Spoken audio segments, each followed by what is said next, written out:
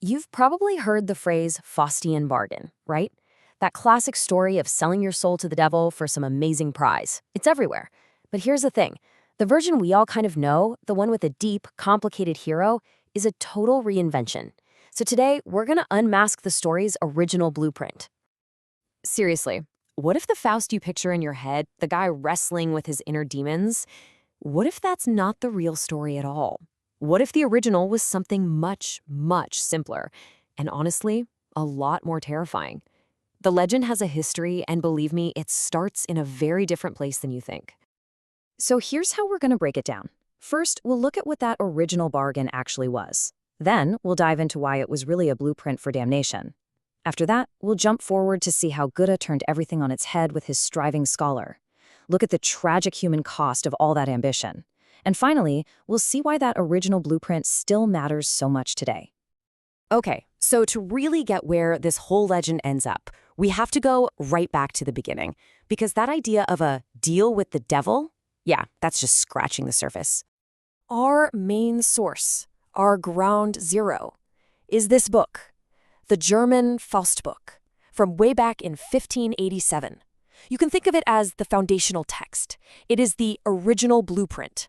Literally every version of Faust that came after, whether it's a play or a poem, is basically talking back to this one book.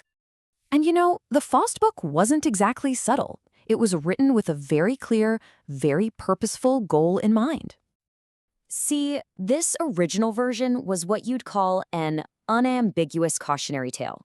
Its whole purpose was for direct moral instruction. It wasn't trying to be a deep psychological drama about Faust's feelings or his motivations. Nope, it was basically a giant warning sign for everyone to read. And at the heart of that warning was this fundamental belief. For people back in 1587, evil wasn't some idea you struggled with inside your own head. It was a real, tangible, external force that could show up and drag you down.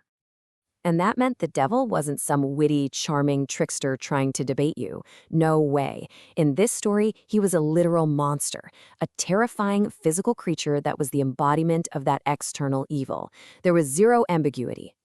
So the message couldn't have been clearer or more brutal. If you stray from God's path, you will face dire, inescapable consequences. End of story. It's a blueprint for damnation, plain and simple. Okay, so fast forward a couple of centuries, and everything changes. A guy named Johann Wolfgang von Goethe gets his hands on this legend, and he takes that stark black and white moral tale and flips it into one of the most complex human dramas ever written. Goethe gives us a totally new kind of hero. This Faust is a genius, a brilliant scholar who knows everything you can learn from books, and he's miserable. He feels trapped by all that book knowledge, and what he really wants is visceral experience. His sin isn't just turning away from God. It's this endless, restless striving for more. I mean, just look at the difference when you put them side by side. The original Faust book, the goal was worldly power, the conflict was man versus God, and it was a simple cautionary tale. But Goethe's Faust, he wants infinite experience. The conflict becomes internal. It's man versus himself, and the whole thing transforms into this deep psychological drama. And Goethe just packs his version with these huge, complex ideas. You've got this theme of continuous striving, a deep dive into alchemy and magic. He even pulls in figures from classical Greece, like Helen of Troy. It becomes a story about chasing wisdom instead of just knowledge. And get this, Faust's one moment of true satisfaction actually comes from a project designed to help all of humanity. But, and this is a really big but, Goethe makes it crystal clear that this relentless ambition, this genius-level striving for experience, comes at an absolutely devastating human cost. And there's no better example of that than the tragedy of a young woman named Gretchen. Because Faust's quest isn't some solo journey. It leaves a wake of destruction, a trail of what the text calls damage and affliction. And it absolutely ruins the lives of innocent people who get in his way. And for Gretchen, it's just one horror after another. Faust's ambition leads to her seduction and pregnancy, which was a social death sentence back then. Society condemns her. Her brother is killed trying to defend her honor.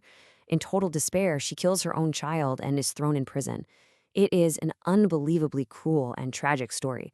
But in the end, she actually refuses Faust's help to escape and finds her own salvation through God's grace, a redemption her brilliant seducer can't offer her. So after all that, why did we spend so much time on a simple little book from 1587? Well, because understanding that original blueprint is the absolute key to unlocking the power of every single version that came after it. And here it is. This is probably the biggest takeaway of all. Goethe's complicated, messy, brilliant drama doesn't just exist on its own. It gets its power, its meaning, because it is actively arguing with and questioning that simple, black and white original. That old cautionary tale provides all the context for the complexity that comes later. If you want to boil it all down, it's this. The 1587 Faustbuch is a warning. It's a statement telling you what not to do. But Goethe's Faust, well, that's a question. It asks us why we strive, what our limits are, and what price we're willing to pay for knowledge and experience. And that leaves us right in the middle of the legend's central tension, a question every retelling forces us to confront. Is Faust just a sinner we should fear and condemn, like that original blueprint told us to? Or is he a symbol of our own relentless striving? A deeply flawed person who, despite all the damage he causes, maybe deserves to be understood?